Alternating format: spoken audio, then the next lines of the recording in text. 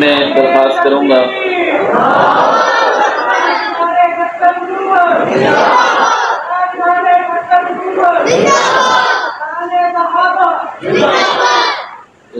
بس اب حضرت کی گفتگو کے دوران آپ نعرہ نہ لگائیں، بس پوری توجہ کے ساتھ گفتگو سماعت فرمائیں۔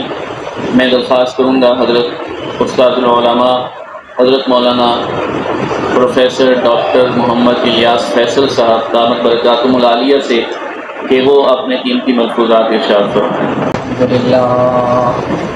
الحمد لله نحمده ونستعينه ونستغفره ونؤمن به ونتوكل عليه ونعوذ بالله من شرور أنفسنا ومن سيئات أعمالنا من يهده الله فلا مضل له ومن يضلله فلا هادي له ونشهد أن لا إله إلا الله وحده لا شريك له ونشهد أن محمدا عبده ورسوله أما بعد فأعوذ بالله من الشيطان الرجيم إن الله وملائكته يصلون على النبي يا أيها الذين آمنوا صلوا عليه وسلموا تسليما۔ درود شریف میں شامل ہو جائیے۔ اللهم صل على محمد وعلى آل محمد كما صليت على إبراهيم وعلى آل إبراهيم إنك حميد مجيد۔ اللهم بارك على محمد وعلى آل محمد كما باركت على إبراهيم وعلى آل إبراهيم إنك حميد مجيد۔ قال الله تبارك وتعالى والسابقون الأولون من المهاجرين والأنصار والذين اتبعوهم بإحسان رضي الله عنهم ورضوا عنه وأعد لهم جنات تجري صدق الله العظيم۔ قابل صدر احترام حضرات علماء کرام، حضرات منتظمین، محترم سامعین اور عزیز طلباء، سب سے پہلے میں کچھ باتیں ان بچوں کے ساتھ کر لوں جنہوں نے اس 12 روزہ سمر کیمپ میں شرکت کی۔ یہ باتیں ان بچوں کے لیے بھی ہیں اور سب کے لیے ہیں۔ بیٹا دیکھو، آپ نے ان چند دنوں میں جو کورس کیا، اسی دوران آپ نے دیکھا کہ روز کے ان 4 گھنٹوں میں کتنے آپ کے دوست بچے تھے جو گھروں میں سوئے رہتے تھے، گلیوں میں کھیلتے رہتے تھے، لیکن آپ نے اس وقت کو ایک بامقصد کام پہ خرچ کیا، جس کا نتیجہ یہ ہے کہ آج آپ یہ محسوس کر رہے ہیں کہ آپ کو کچھ حاصل ہوا ہے۔ وقت تو دونوں کا گزر گیا، آپ کا بھی گزر گیا اور ان پیارے بچوں کا بھی گزر گیا جنہوں نے اس کورس میں شرکت نہ کر کے اپنی خارجی ذاتی مصروفیات میں وقت گزارا، لیکن وہ اس سعادت سے، اس علم سے محروم رہے جو اللہ تعالیٰ نے آپ کو دیا۔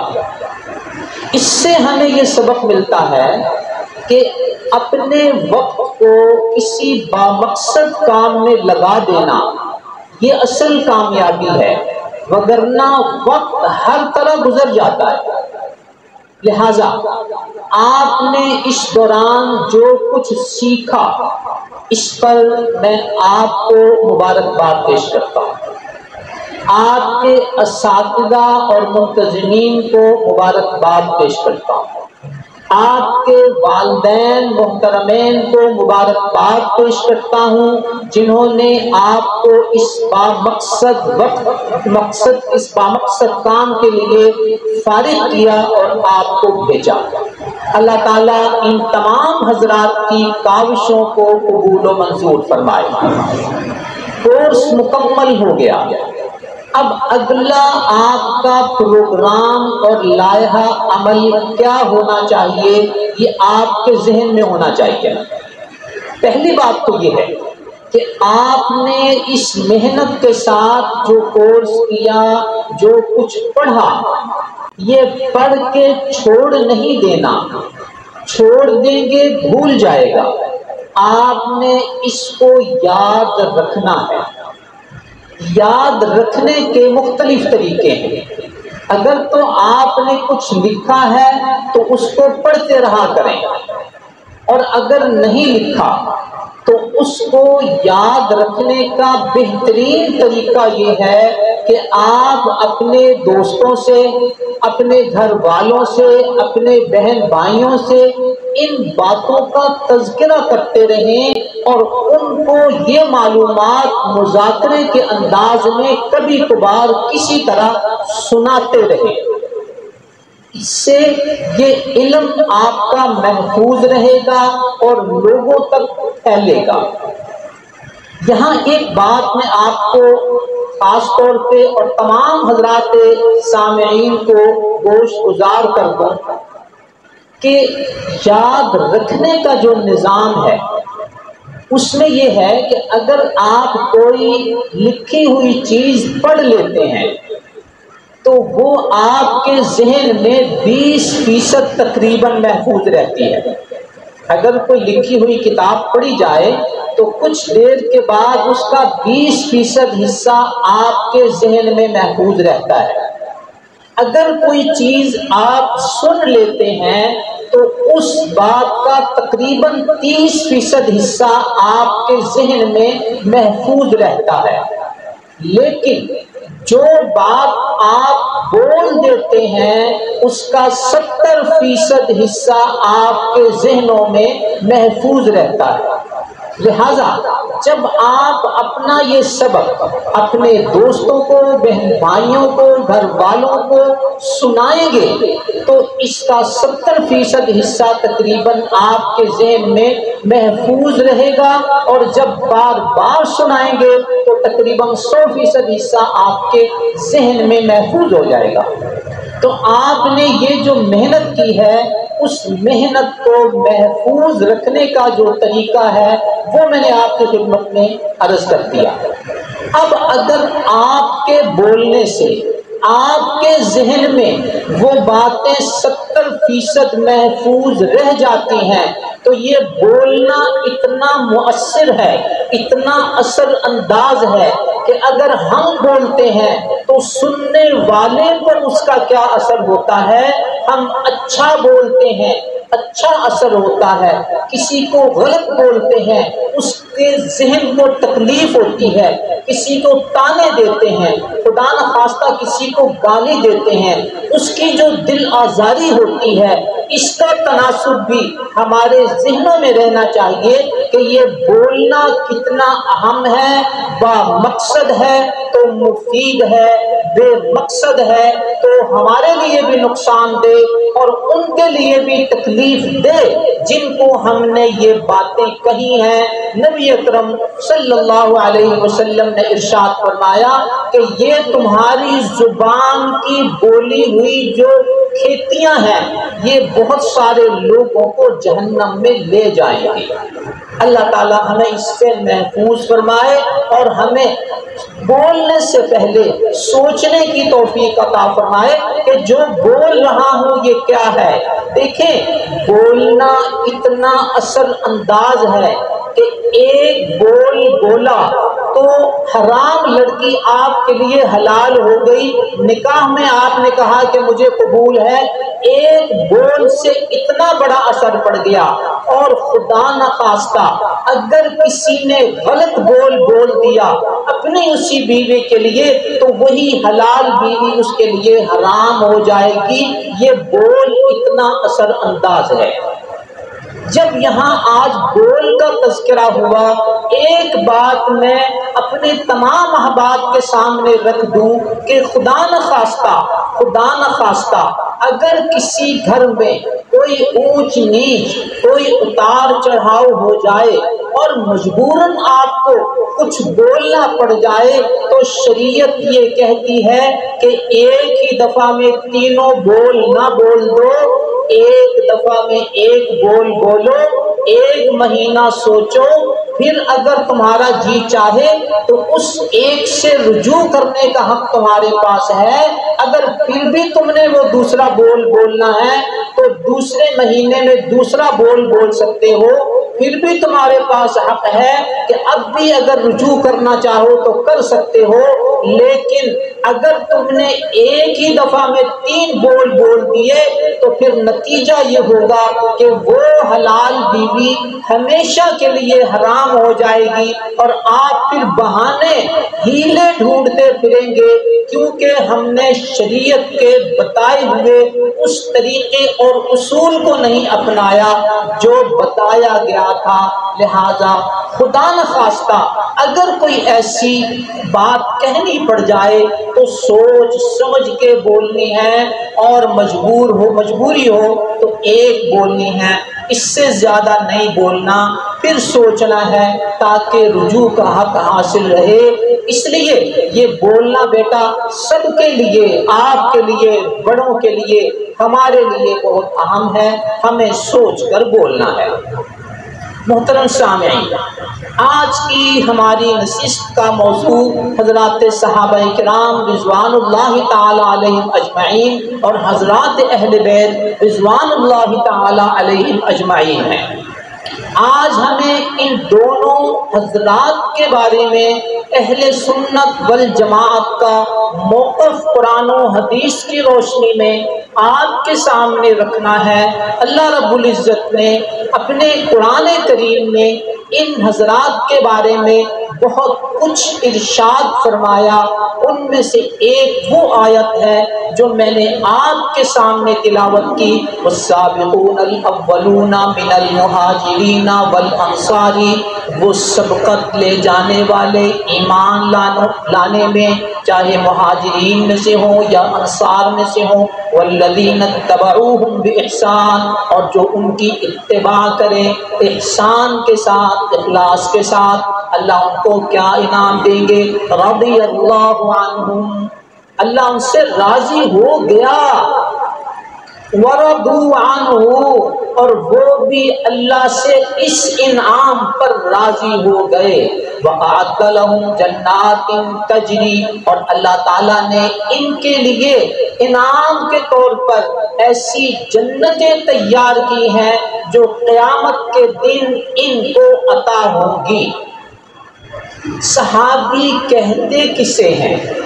صحابی وہ شخصیت ہے جس نے ایمان کی حالت میں نبی اکرم صلی اللہ علیہ وسلم کو دیکھا اور ایمان پر ان کو وفات ہوئی یا شہادت ہوئی، یہ صحابی ہیں۔ حضرات اہل بیت رشتہ دار ہیں، لیکن ان کے لیے بھی یہی ہے کہ اگر انہوں نے زیارت کی ایمان کی حالت میں اور ایمان پر ان کا انتقال ہوا تو وہ بھی صحابی ہیں۔ صحابہ بھی صحابی، اہل بیت بھی صحابی۔ ابو لہب چچا ہے لیکن ایمان نہیں لایا تو وہ صحابی نہیں، رشتہ دار ہونے کے باوجود دشمن رسول ہے، صحابی رسول نہیں، چونکہ اس نے ایمان قبول نہیں کیا۔ تو ہر اہل بیت صحابی ہے، تو ہم صحابہ کے بارے میں یہ موقف رکھتے ہیں کہ صحابہ وہ شخصیتیں ہیں جن کے بارے میں اللہ رب العزت نے اپنی رضا کا اعلان فرما دیا۔ اب آئیے ابو بکر رضی اللہ عنہ، عمر رضی اللہ عنہ، عثمان رضی اللہ عنہ، علی رضی اللہ عنہ، معاویہ رضی اللہ عنہ، حسن رضی اللہ عنہ، حسین رضی اللہ عنہ، تمام صحابہ، تمام اہل بیت رضی اللہ عنہ۔ اب جن پہ اللہ راضی، آج 15ویں صدی میں کھڑے ایک شخص یہ کہے کہ میں فلاں صحابی سے راضی نہیں، میں فلاں اہل بیت کی شخصیت سے راضی نہیں، تو دوستو آپ ہی فیصلہ کیجئے کہ اس کائنات کا مالک اللہ جب ان سے راضی ہے تو 15ویں صدی کے اس شخص کے اس موقف میں کتنی جان ہے، وہ کس کے مقابلے میں کھڑا ہے؟ وہ اللہ کے مقابلے میں کھڑا ہے۔ اللہ کہتا میں راضی، وہ کہتا ہے میں راضی نہیں ہوں۔ یہ کتنی بڑی محرومی ہے، کتنی بڑی گستاخی ہے۔ اللہ رب العزت ہمیں اس سے محفوظ فرمائے۔ آگے چلیے، حضرات اہل بیت رضوان اللہ تعالی علیہم اجمعین، یہ اللہ رب العزت کی وہ برگزیدہ ہستیاں ہیں جنہیں 2 فضیلتیں حاصل ہوئیں کہ وہ صحابی بھی ہیں اور رشتہ دار بھی ہیں۔ اب اہل بیت کون حضرات ہیں اس کو ہم نے سمجھنا ہے تاکہ بات ہمارے سامنے کلیئر ہو کر آ جائے اور اہل سنت کا موقف ہمارے سامنے واضح ہو جائے۔ قرآن کریم کی سورہ یوسف میں حضرت ابراہیم علیہ السلام کے تذکرے میں یہ آتا ہے کہ جب اللہ کی طرف سے فرشتے آئے اور انہوں نے بڑھاپے کے اس دور میں سیدنا ابراہیم علیہ السلام کو بچے کی خوشخبری سنائی تو خاتون خانہ سن کر اپنے طور پر حیا محسوس کرنے لگی، مسکرا دی۔ یہ کیسے ہو سکتا ہے اس بڑھاپے میں ہمارے ہاں اولاد ہوگی؟ اللہ تعالیٰ کی طرف سے یہ پیغام آیا، اتعجبین من امر اللہ رحمت اللہ وبرکاتہ علیکم اہل البیت۔ اے خاتون، تم اللہ کے فیصلے پہ تعجب کر رہی ہو، اللہ کی رحمت ہو تم اہل بیت پر۔ تو اللہ تعالیٰ نے اس خاتون خانہ کو، ابراہیم علیہ السلام کی بیوی کو اہل بیت شمار فرمایا۔ اتعجبین من امر اللہ رحمت اللہ وبرکاتہ علیکم اہل البیت، تو ان کو اہل بیت فرمایا۔ اب آئیے نبی اکرم صلی اللہ علیہ وسلم کے دور مبارک میں ہم یہ دیکھتے ہیں کہ کون کون لوگ ہیں جو اہل بیت ہیں۔ پیچھے والے ساتھیوں کا آواز آ رہی ہے یا میں انتظار کروں؟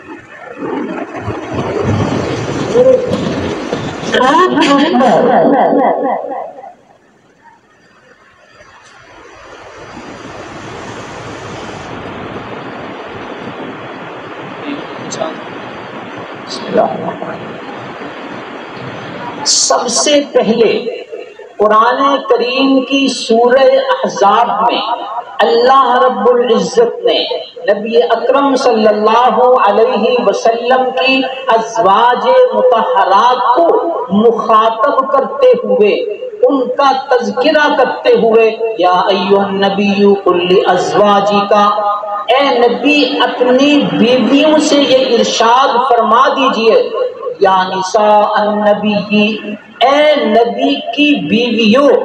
یوں واضح الفاظ میں نبی اکرم صلی اللہ علیہ وسلم کی بیویوں کو مخاطب کرنے کے بعد تقریباً 24 مقام پر ان چند آیات میں کہیں وضاحت کے ساتھ ان بیویوں کا ذکر ہے، کہیں اشارے کے ساتھ، یعنی انتنا کننا، اس طرح الفاظ اشارہ کے ساتھ ان کو مخاطب کر کے 24 مقامات کے بعد ارشاد فرمایا، انما یرید اللہ لیذھب عنکم الرجس اہل البیت، بے شک اللہ یہ چاہتا ہے کہ تم سے ہر قسم کی ناپسندیدہ چیز کو دور کر دے، اے اہل بیت۔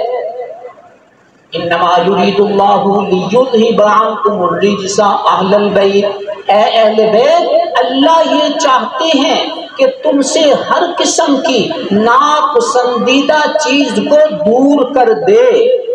آگے پھر ارشاد فرمایا، وَاذْكُرْنَ مَا يُتْلَىٰ فِي بُيُوتِكُنَّ، اے نبی کی بیویوں جو کچھ تمہارے گھر میں اللہ کی کتاب آتی ہے تم اس کا ذکر کیا کرو، اس کی تلاوت کیا کرو۔ تو گویا پہلے بھی بیویوں کا تذکرہ بعد میں بھی بیویوں کا تذکرہ، اور ان کو اللہ نے اہل بیت کہا ہے۔ تو سب سے پہلے اہل بیت نبی اکرم صلی اللہ علیہ وسلم کی ازواج مطہرات حضرات امہات المؤمنین آپ صلی اللہ علیہ وسلم کی بیویاں ہیں۔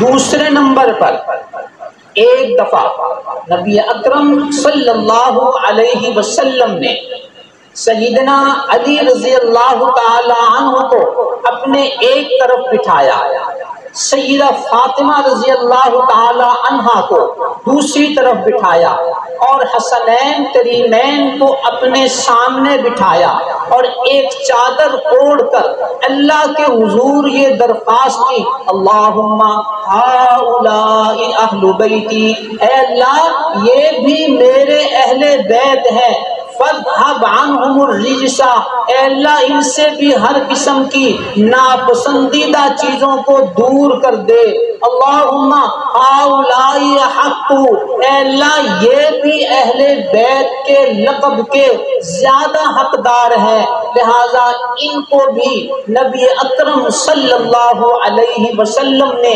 اہل بیت میں شامل فرمایا۔ تو اب یہ بات واضح ہو کر میرے اور آپ کے سامنے آ گئی کہ اہل بیت قرآن کریم کی روشنی میں اللہ نے بیویوں کو کہا، نبی اکرم صلی اللہ علیہ وسلم نے ان حضرات کو کہا، اور اس سے پہلے بقیہ بیٹیاں چونکہ انتقال فرما چکی تھی لہذا ان کو یہاں بلایا ہی نہیں جا سکتا تھا، جو لوگ موجود تھے ان کو بلا کر ان کو اہل بیت میں شامل فرما دیا۔ اور حضرت واصلہ جو اس روایت کے راوی ہیں وہ کہنے لگے، یا رسول اللہ صلی اللہ علیہ وسلم مجھے بھی اپنے اہل بیت میں شامل فرما دیجئے، فرمایا تم بھی ہمارے اہل بیت میں سے ہو۔ گویا جس کو اللہ شامل فرما دے اسے کوئی نکال نہیں سکتا، جس کو نبی شامل فرما دے اسے کوئی نکال نہیں سکتا۔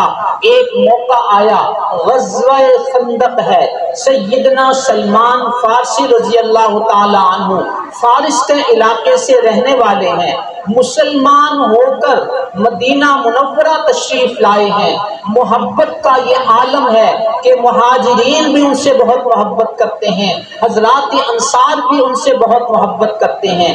جب غزوہ خندق کے دوران خندق کھودنے کے لیے کچھ میٹر جگہ 20 حضرات کے سپرد کی گئی کہ اتنے میٹر جگہ کو تم 20 حضرات نے کھودنا ہے، تو حضرات مہاجرین یہ چاہتے تھے کہ سلمان ہمارے گروپ میں شامل ہو تاکہ یہ سعادت ہمیں ملے، ہم اس سے بہت محبت کرتے ہیں۔ حضرات انصار کی اس فارسی شخص سے اتنی محبت تھی، وہ یہ چاہتے تھے کہ سلمان ہمارے گروہ میں شامل ہوں۔ تو اس صورتحال کو دیکھتے ہوئے نبی اکرم صلی اللہ علیہ وسلم نے یہ عظیم جملہ ارشاد فرمایا، سلمان منا اہل البیت، سلمان ہمارے اہل بیت میں سے۔ یہی وجہ ہے کہ سیدنا سلمان فارسی رضی اللہ تعالیٰ عنہ کو جو جگہ خدائی کے لیے دی گئی یہ وہ جگہ تھی جس کے ایک ممبر خود نبی اکرم صلی اللہ علیہ وسلم تھے۔ گویا اگر 20 حضرات کو وہ جگہ تقسیم کی گئی ہے تو ان 20 میں ایک شخصیت خود نبی اکرم صلی اللہ علیہ وسلم ہیں۔ تو یوں گویا اللہ جس کو شامل کر دے کوئی اسے نکال نہیں سکتا، پیغمبر جس کو اہل بیت میں شامل کر دے کوئی اسے نکال نہیں سکتا۔ تو صحابہ کرام وحدت کی علامت ہے کہ تمام صحابہ کرام سے جب اللہ نے اپنی رضا کا اعلان فرما دیا تو ہمارا ان سے راضی ہونا، ہمارا یہ ایمان رکھنا کہ اللہ ان سے راضی ہے، یہ اللہ کی رضا بھی ہے اور امت میں وحدت کی علامت بھی ہے۔ اگر کوئی شخص کسی ایک صحابی کے بارے میں کوئی بے ادبی یا گستاخی کا لفظ کہتا ہے تو یہ انتشار ہے، یہ اختلاف ہے، یہ امت میں تقسیم ہے۔ ایسا نہیں ہونا چاہیے۔ وحدت کی نشانی صحابہ کرام کا احترام ہے۔ حضرات اہل بیت رضوان اللہ تعالی علیہم اجمعین، جب ان میں سب سے پہلے آپ کی بیویاں ہیں، اس کے بعد سیدنا علی رضی اللہ تعالیٰ عنہ، سیدہ فاطمہ رضی اللہ تعالیٰ عنہ، حضرات حسنین کریمین رضی اللہ تعالیٰ عنہما، جب یہ شامل ہیں تو ان سب کو اہل بیت سمجھنا اور ان سب کا احترام کرنا یہ امت میں وحدت کی علامت ہے۔ اور اس میں سے کسی ایک شخصیت کے بارے میں، کسی دو شخصیتوں کے بارے میں کوئی بے ادبی کا لفظ کہنا، کوئی ایسا جملہ کہنا، یہ امت میں اختلاف و انتشار کو پھیلانا ہے۔ جب نبی کی بیویاں وہ اہل بیت ہیں تو سیدہ خدیجہ بھی اسی طرح قابل احترام ہے جس طرح باقی قابل احترام ہے۔ سیدہ میمونہ ہو، سیدہ صفیہ ہو، سیدہ ام سلمہ ہو، سیدہ عائشہ رضی اللہ تعالی عنہا ہو، ان تمام شخصیات، ان تمام حضرات کا احترام یہ ہمارے اوپر واجب ہے، اور یہ اللہ کی رضا ہے۔ جو ان میں سے کسی ایک کی شان میں بے ادبی گستاخی کرتا ہے وہ اللہ کو بھی ناراض کرتا ہے، امت میں بھی انتشار پیدا کرتا ہے۔ بعینی اسی طرح سیدنا علی رضی اللہ تعالیٰ عنہ، سیدہ فاطمہ رضی اللہ تعالیٰ عنہ، سیدنا حسنین کریمین رضوان اللہ تعالیٰ علیہم اجمعین، ان تمام شخصیات میں سے اگر کوئی شخص کسی ایک کی شان میں کوئی بے ادبی یا گستاخی کرتا ہے تو وہ امت میں انتشار پیدا کرتا ہے۔ آپ اہل سنت والجماعت ہیں، میں آپ سے پوچھتا ہوں کہ کیا آپ میں سے کوئی شخص اس بات کا نظریہ رکھتا ہے کہ صحابہ کرام میں سے میں فلاں سے راضی نہیں ہوں؟ کسی کا یہ نظریہ ہے؟ ہم سب کا احترام کرتے ہیں، ہم سب کی عزت کرتے ہیں، ہم سب کے بارے میں اللہ کا جو فیصلہ ہے اس فیصلے پر ہم سب راضی ہیں اور اس میں کوئی اختلاف انتشار پیدا نہیں کرتے۔ بعینی اسی طرح حضرات اہل بیت میں جن کو اللہ نے اہل بیت کہہ دیا ہم سب کا احترام کرتے ہیں۔ تمام امہات المومنین ازواج مطہرات اور ان 5 ہستیوں کا احترام کرتے ہیں۔ ان میں سے کسی ایک کے بارے میں کوئی بے ادبی کا جملہ نہیں کہتے۔ یہ اہل سنت والجماعت کا موقف ہے۔ تو اہل سنت والجماعت کا موقف کیا ہوا؟ تمام صحابہ کرام رضوان اللہ تعالیٰ علیہم اجمعین کے بارے میں جو اللہ نے کہہ دیا دل و جان سے اس کو قبول کرنا، اور ان تمام ہستیوں کا دل و جان کے ساتھ احترام کرنا، اور کسی ایک شخصیت کے بارے میں کوئی بے ادبی کا جملہ، کوئی گستاخی کا جملہ نہ کہنا، یہ ہم اہل سنت والجماعت کا موقف ہے۔ بعینی اسی طرح تمام اہل بیت جن کو اللہ نے اہل بیت کہا، جن کو اللہ کے نبی صلی اللہ علیہ وسلم نے اہل بیت کہا، ہم ان تمام امہات المومنین ازواج مطہرات اور ان تمام شخصیات کا دل و جان سے احترام کرتے ہیں۔ کسی ایک شخصیت کے بارے میں بھی ہم بے ادبی اور گستاخی نہیں کرتے۔ یہ اہل سنت والجماعت کا ایک واضح موقف ہے۔ اب میں آپ کی خدمت میں ایک بات سمجھنے کے لیے عرض کرتا ہوں کہ آج 15ویں صدی میں کوئی شخص دائیں سے کھڑا ہوتا ہے، کوئی بائیں سے کھڑا ہوتا ہے اور کسی ایک صحابی کی شخصیت کو لیتا ہے اور کہتا ہے دیکھیں اس فلاں صحابی سے مجھے اس بات میں اختلاف ہے، فلاں صحابی سے مجھے اس بات میں اختلاف ہے۔ بھائی جب اللہ راضی تو تم ناراض ہونے والے کون ہو؟ تمہاری حیثیت، تمہاری ہستی کیا ہے اللہ کے فیصلے کے مقابلے میں؟ دوسری بات ذہن میں رکھیے گا، ہمیشہ فیصلہ کون کرتا ہے؟ 2 لوگ فیصلہ کرتے ہیں۔ پہلا وہ بندہ فیصلہ کرتا ہے، 2 آدمیوں میں اگر اختلاف ہے تو وہ 2 کسی ایک کو فیصل بنا دیتے ہیں کہ جی آپ ہمارا فیصلہ کر دیں، جو آپ ہمارا فیصلہ کریں گے ہمیں منظور ہوگا۔ دوسرے نمبر پر وہ شخصیت جو ان دونوں سے بڑی ہے، اگر وہ فیصل بن جائے تو اس کو اس بات کا حق ہے کہ وہ ان دونوں میں فیصلہ کرے، کیونکہ وہ ان دونوں سے بڑی ہے۔ بلا تمثیل، مثال کے طور پر گھر میں بچوں میں کوئی اختلاف ہو گیا تو والدین گھر میں بڑے ہیں، ان کو یہ منصب ہے، ان کو یہ حیثیت حاصل ہے کہ وہ ان بچوں کو بلائیں اور ان کا فیصلہ کر دیں، بیٹے تمہاری یہاں پہ مسٹیک ہے، تمہاری یہاں پہ مسٹیک ہے، چلو ان باتوں کو ختم کر دو، صلح کرو، گلے ملو، بات کو ختم کر دو۔ تو یہ بڑے ہیں، ان کو فیصلے کا حق ہے، یا پھر اس کو فیصلے کا حق ہے جسے وہ دو شخصیتیں جن میں اگر کوئی اجتہادی اختلاف ہو وہ خود اس کو کہیں کہ جی آپ ہمارا فیصلہ کر دیں۔ میں آپ سے پوچھتا ہوں کہ آج 15ویں صدی میں کھڑے ہو کر اگر کوئی شخص کسی ایک صحابی یا دو صحابی یا چند صحابہ کے مابین بیٹھ کے فیصلہ کرتا ہے، ہم اس سے پوچھتے ہیں تمہاری حیثیت کیا ہے؟ کیا تم ان صحابہ سے بڑے ہو جو تم فیصلہ کرنے بیٹھے ہو؟ کیا وہ بڑا ہے؟ بڑا نہیں ہے۔ دوسرے نمبر پہ، کیا ان صحابہ نے تمہیں فیصلے کے لیے متعین کیا ہے کہ بھائی 15ویں صدی کے فلاں آدمی آؤ تم ہمارے بارے میں فیصلہ کر دو کہ ہم میں سے کون صحیح ہے، کون غلط ہے، کون حق پر ہے، کون ناحق پر ہے؟ کیا صحابہ کرام رضوان اللہ تعالی علیہ اجمعین نے 15ویں صدی میں کسی ایسے شخص کو یا ایسے اشخاص کو متعین کیا ہے کہ آؤ تم ہمارا فیصلہ کرو ہم میں سے صحیح کون ہے؟ جب نہ صحابہ نے متعین کیا، نہ تم ان سے بڑے ہو، تو پھر 15ویں صدی میں تمہاری کیا حیثیت ہے کہ تم ان عظیم ہستیوں کے بارے میں اپنے گھروں میں بیٹھ کر فیصلے کرنے لگ جاؤ کہ اس نے یہ غلطی کی تھی، اس نے یہ غلطی کی تھی، اس کا یہ مسئلہ تھا۔ بھائی اللہ نے ان سب کے بارے میں ارشاد فرما دیا رضی اللہ عنہم ورضوا عنہ، اللہ ان سے راضی، وہ اللہ سے راضی، اور ان کے لیے اللہ نے جنتیں تیار کر دی ہیں۔ جب قرآن یہ کہتا ہے تو اس کے بعد کسی بات کی کوئی حیثیت نہیں رہ جاتی۔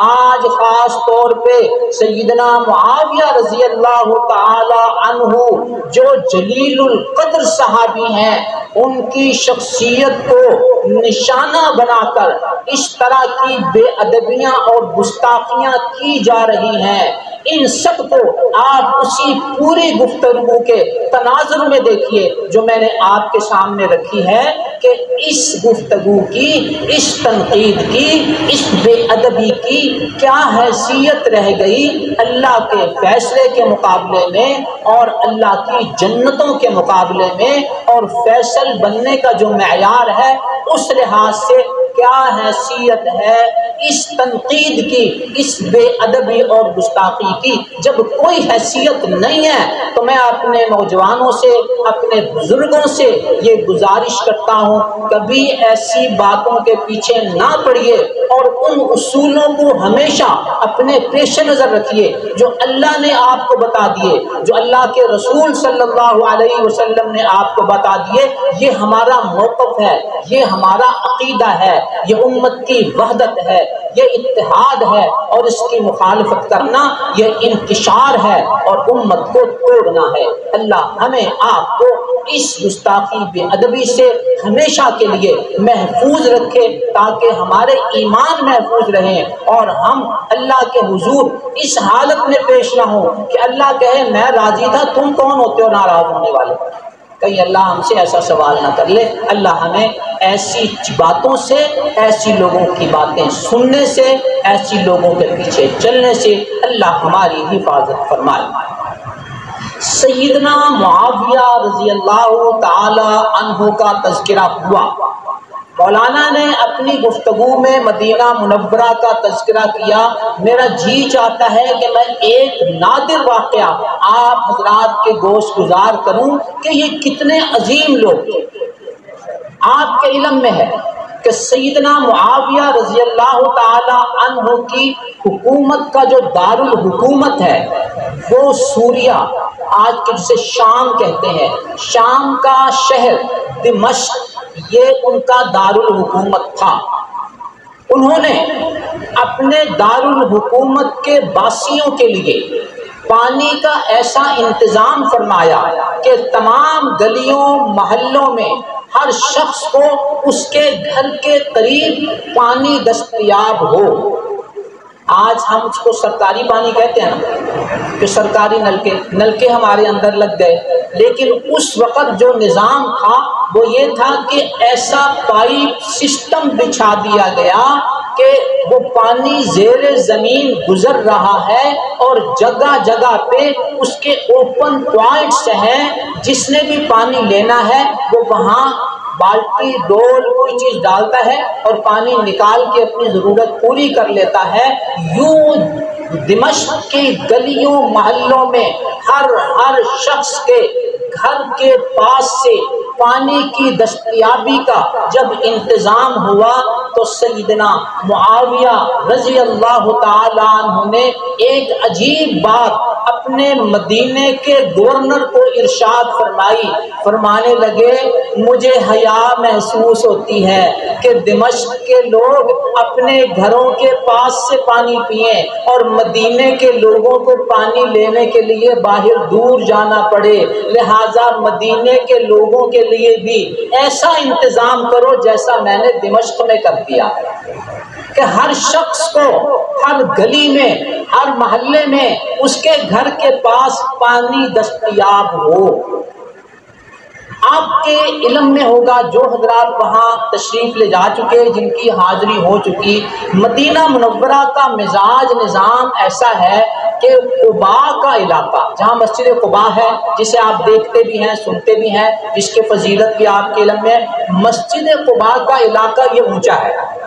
آگے جیسے جیسے شہر کی طرف بڑھتے ہیں تو یہ زمین نیچے کی طرف جا رہی ہے، تو پانی کا بہاؤ نیچے کی طرف سے ہوتا ہوا پورے مدینہ منورہ کو کراس کرتا ہوا آگے دور جنگلوں میں جا کے پھیل جاتا ہے، تو یوں قباء کا علاقہ اونچا ہے۔ یہاں بہت سی وادیاں گزرتی ہیں۔ وادیوں کا مزاج یہ ہوتا ہے کہ جب بارش آئی، پانی وادیوں میں آیا، زیر زمین محفوظ ہو گیا، اب زیر زمین کنووں کے پانی کی سطح جو ہے وہ بلند ہو جاتی ہے، تو مدینہ منورہ کے گورنر نے ایسا نظام بنایا کہ قباء کے علاقے میں جتنے کنویں تھے ان تمام کنووں کے پانی کو یکجا کیا۔ کیسے کیا؟ یہ اس دور کی ٹیکنیک تھی کہ زیر زمین مختلف کنووں کی پانی کو انہوں نے ملا دیا۔ ملانے کے بعد پورے مدینہ منورہ کے مختلف محلوں میں مختلف گلیوں میں زیر زمین ایک بڑی پائپ لائن کا انتظام کیا۔ آج آپ کو پائپ مل جاتے ہیں، یہ پلاسٹک اور کنکریٹ کے بنے ہوئے، آپ کو پائپ مل جاتے ہیں لوہے کے بنے ہوئے بڑے سے بڑے پائپ، لیکن اس دور میں یہ دونوں چیزیں نہیں تھی، تو اس دور میں زیر زمین اس طرح کا ایک پائپ لائن کا انتظام کیا گیا کہ قباء کی طرف سے پانی چلتا ہے اور مدینہ منورہ کے مختلف محلوں گلیوں سے ہوتا ہوا مدینہ منورہ کے آخری طبقے تک وہ پانی پہنچتا ہے۔ جگہ جگہ پہ اس کے اوپن پوائنٹس ہیں، جس کو پانی کی ضرورت ہوتی ہے وہ اپنی گلی میں اپنے گھر کے پاس سے وہ پانی وصول کر لیتا ہے۔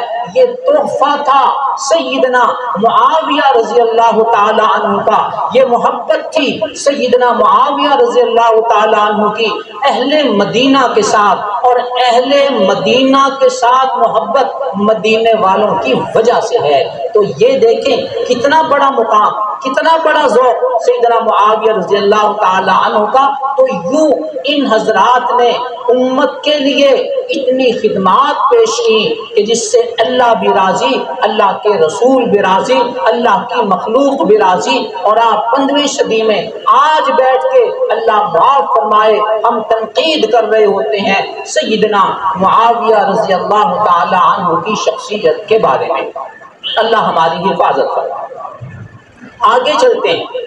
نبی اکرم صلی اللہ علیہ وسلم نے قرب قیامت کے حالات کو بیان کرتے ہوئے ایک تسلسل بیان فرمایا کہ جیسے جیسے فتنوں کا دور آئے گا امت میں تقسیم ہوگی، امت میں مختلف طبقے، مختلف فرقے بنیں گے، اور یہ امت 72 فرقوں میں پہلے تقسیم ہوئی تھی یہودیوں کے دور میں، یہ امت 73 فرقوں میں تقسیم ہو جائے گی۔ صحابہ کرام رضوان اللہ تعالی علیہم اجمعین نے پوچھا یا رسول اللہ صلی اللہ علیہ وسلم، ان 73 فرقوں کے بارے میں، ان 73 گروہوں کے بارے میں آپ کا کیا خیال ہے؟ آپ نے ارشاد فرمایا سوائے ایک کے باقی سارے جہنم میں جائیں گے۔ صحابہ کرام پریشان ہو گئے، یا رسول اللہ صلی اللہ علیہ وسلم وہ 73 میں سے ایک جنت میں جانے والا کون ہوگا؟ ارشاد نبوت ہوا ما انا علیہ و اصحابی، وہ لوگ جو اس نظریے پر ہوں، اس عمل پر ہوں، اس موقف پر ہوں جس پہ میں ہوں، میرے صحابہ ہیں۔ ما انا علیہ و اصحابی، جس پہ میں اور میرے صحابہ عمل کر رہے ہیں، جو ان کے نقش قدم پر چلنے والا ہوگا وہ جنت میں جائے گا۔ قرآن میں بھی اللہ نے یہ ارشاد فرما دیا والسابقون الاولون من المہاجرین والانصار والذین اتبعوہم، جن لوگوں نے ان صحابہ کی پیروی کی، اللہ ان صحابہ سے بھی راضی اور ان پیروی کرنے والوں سے بھی راضی۔ تو یوں گویا نبی اکرم صلی اللہ علیہ وسلم نے قیامت کے اس دور کے قریب آنے والے ہم مسلمانوں کو ایک خاص نشانی بتا دی کہ تم نے اگر جنت میں جانا ہے، تم نے اگر نجات حاصل کرنی ہے تو صحابہ کے موقف پہ، اور نبی فرماتے ہیں میرے موقف پہ قائم رہو گے تو تمہارے لیے جنت کی خوشخبری ہے، اگر میرے اور میرے صحابہ کے موقف پہ نہیں ہوگے تو تم 72 فرقوں میں شامل ہو جاؤ گے، جنت والوں میں شامل نہیں ہو جاؤ گے۔ ما انا علیہ، یہ نبی کی سنت ہے کہ جس پہ میں ہوں۔ نبی کس چیز پر ہے؟ نبی جس چیز پر ہے وہ نبی کی سنت ہے، وہ نبی کا عمل ہے، وہ نبی صلی اللہ علیہ وسلم کا موقف ہے۔ اور حضرات صحابہ کرام یہ ایک جماعت ہے، ایک گروہ ہے۔ دوسری صحیح روایات میں ارشاد فرمایا وہ لوگ جو جماعت کے موقف پر ہوں گے، تو یوں اللہ کے نبی کی سنتوں پہ عمل کرنے والے اہل سنت، اللہ کے نبی کے صحابہ کے طریقے پر عمل کرنے والے والجماعت، تو ہم اہل سنت والجماعت ہیں، اللہ کے نبی کی سنتوں کو بھی ہم مانتے ہیں، اور اللہ کے نبی کے صحابہ کرام رضوان اللہ تعالی علیہ مجمعین کے طریقے پر بھی چلنے کی کوشش کرتے ہیں اور ان کا دل و جان سے احترام کرتے ہیں۔ عزیز دوستو، یہ ہے اہل سنت والجماعت کہ ہم اہل سنت کیوں ہیں، اس کو ہم نے پکا رکھنا ہے، صحابہ سے جڑے رہنا ہے، نبی صلی اللہ علیہ وسلم کی سنتوں سے، آپ کے طریقے سے جڑے رہنا ہے۔ صحابی کا مقام کیا ہے؟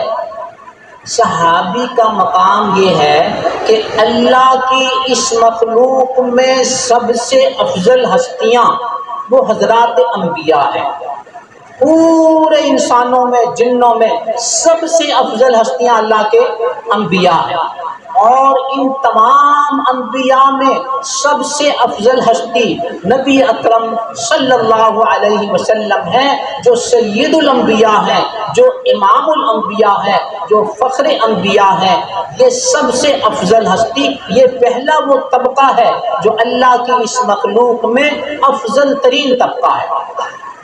دوسرا طبقہ ان انبیاء کے صحابہ کرام، ان انبیاء کو جنہوں نے دیکھا اور اسی ایمان پر ان کی وفات ہوئی۔ دوسرے نمبر پر پوری کی پوری انسانیت میں نبیوں کے صحابہ کا مقام ہے، اور نبی اکرم صلی اللہ علیہ وسلم چونکہ تمام انبیاء سے افضل ہیں تو آپ کے صحابہ بھی باقی حضرات کے صحابہ سے افضل ہوئے۔ تو یہ صحابہ کرام کی افضلیت ہے۔ اب نبی اکرم صلی اللہ علیہ وسلم نے کیا ارشاد فرمایا؟ خیر القرون قرنی ثم الذین یلونہم ثم الذین یلونہم، بہترین زمانہ میرا، پھر میرے بعد والوں کا، پھر میرے بعد والوں کا۔ اب سب سے بہترین زمانہ نبی اکرم صلی اللہ علیہ وسلم کا، جس میں نبی اکرم صلی اللہ علیہ وسلم خود ہیں اور آپ کے صحابہ ہیں، پھر ان کے بعد یہ والذین تبعوہم تابعین، پھر ان کے بعد والذین یلونہم تبع تابعین، جنہوں نے صحابہ کو نہیں دیکھا تابعین کو دیکھا۔ عزیز دوستو، پوری امت اکٹھی ہو جائے ایک تابعی کے برابر نہیں ہو سکتی، کیوں کہ تابعی نے صحابی کو دیکھا، اس امت نے صحابی کو نہیں دیکھا۔ پوری امت اکٹھی ہو جائے ایک صحابی کے برابر نہیں ہو سکتی، چونکہ اس صحابی نے اللہ کے نبی صلی اللہ علیہ وسلم کو دیکھا اور امت نے نبی اکرم صلی اللہ علیہ وسلم کو نہیں دیکھا۔ یہ مقام صحابہ ہے۔ دعا ہے اللہ تعالی ہمیں امت مسلمہ کو متحد رکھنے کے لیے، امت مسلمہ میں وحدت کو قائم کرنے کے لیے، امت مسلمہ کو اختلاف و انتشار سے بچانے کے لیے جو اصل معیار ہے وہ صحابہ کا احترام ہے، چونکہ صحابہ سے اللہ راضی، اللہ نے ان کے لیے جنتیں تیار کی۔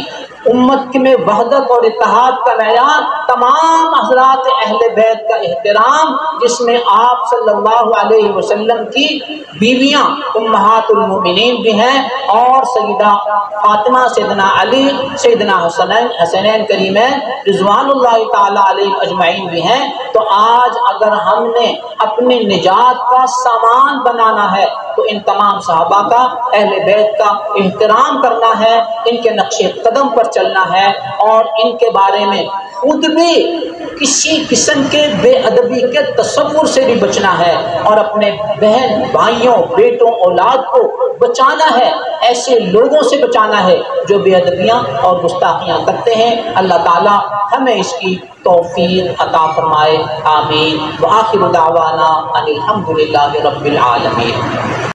بسم اللہ الرحمن الرحیم۔ السلام علیکم ناظرین، میں ہوں آپ کا میزبان ذوالفقار شواہلا، آپ دیکھ رہے ہیں گلستان نیوز قصور۔ میں اس وقت جامعہ مسجد مبارک میں موجود ہوں، جہاں پر عظیم مذہبی اسکالر مفتی مدینہ منورہ حضرت مولانا ڈاکٹر الیاس فیصل صاحب نے خوبصورت بیان کیا۔ اس موقع پر شبان ختم نبوت ضلع قصور کے پریزیڈنٹ سید متی اور شاہ حمدانی صاحب، اس کے علاوہ ضلع قصور کے فیمس مذہبی اسکالر قاری احسان اللہ رحیمی صاحب اور عوام کی کثیر تعداد موجود تھی۔ مدرسہ کے بچے جو سمر کیمپ کے طلباء تھے وہ موجود تھے۔ حضرت مولانا صاحب نے سمر کیمپ کے اور حفظ کے بچوں کے میں سرٹیفکیٹ اور انعامات بھی تقسیم کیے۔ عوام کی کثیر تعداد موجود تھی۔ امید ہے کہ آپ کو میرا یہ پروگرام ضرور پسند آئے گا۔ انشاءاللہ ایسے خوبصورت پروگرام انعقاد میں اپنے گلستان نیوز چینل پر کروں گا۔ میرے چینل کو سبسکرائب اور لائک کرنا نہ بھولے گا اور اپنی بہت سی دعاؤں میں یہ رکھیے گا۔ اللہ حافظ۔